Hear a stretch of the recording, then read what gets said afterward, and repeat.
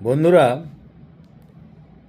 আজ একটা কবির কথা বলবো, যে কবিকে সলিটারি কবি বলা হতো অনেকটাই, যার মানে দ্বারা একটু নিঃসঙ্গ কবি। যে কবি ট্রাম অ্যাক্সিডেন্টে মারা গেছিলেন কম বয়সেই। যে কবি মানে ট্রাম অ্যাক্সিডেন্ট বলতে রাস্তায় চলতে চলতে তারপর ট্রাম ধাক্কা মারে এবং মারা যান। এমন একজন কবি যার লেখা তার জীবৎকালে যত না প্রকাশিত হয়েছে, মৃত্যুর পরে বেশি প্রকাশিত হয়েছে, বেশিরভাগই অপ্রকাশিত রয়ে গেছিল। তিনি লিখতেন মনের আনন্দে, প্রকাশ হতো না। এইরকম একটা কবি আমাদের বাঙালির সকলের মনের কবি, অনেকটা মনের মানুষের মতো। তাকে তার কবিতা উচ্চারণ না করে বাংলা মানুষ তৃপ্তি শেষ সীমায় পৌঁছাতে পারে না। যার কবিতা উচ্চারণ না করলে বাংলার মাঠঘাট, বাংলার প্রতি প্রেম উৎসারিত হয় না।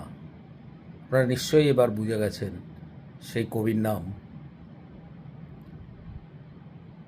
জীবনানন্দ দাশ, যার মা ছিলেন একজন কবি, কুসুম কুমারী দাস।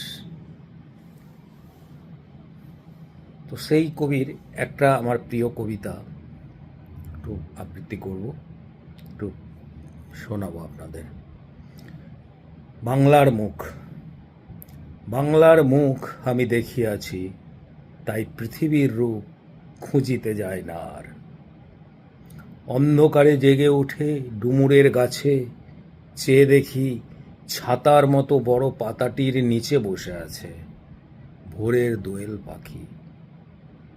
চারিদিকে চেয়ে দেখি পল্লবের স্তূপ, জাম, বট, কাঁঠালের, হিজলের, রসতের করে আছে চুপ।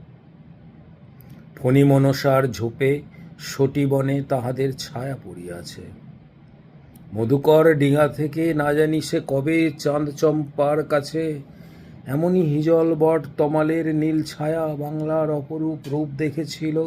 বেহুলাও একদিন গাঙ্গুরের জলে ভেলা নিয়ে কৃষ্ণা দ্বাদশীর জ্যোৎস্না যখন মরিয়া গেছে নদীর চড়ায়, সোনালি ধানের পাশে অসংখ্য অশ্বত্থ বট দেখেছিল। হায়, শ্যামার নরম গান শুনেছিল। বন্ধুরা, ভালো থাকবেন, হ্যাপি মাইন্ড,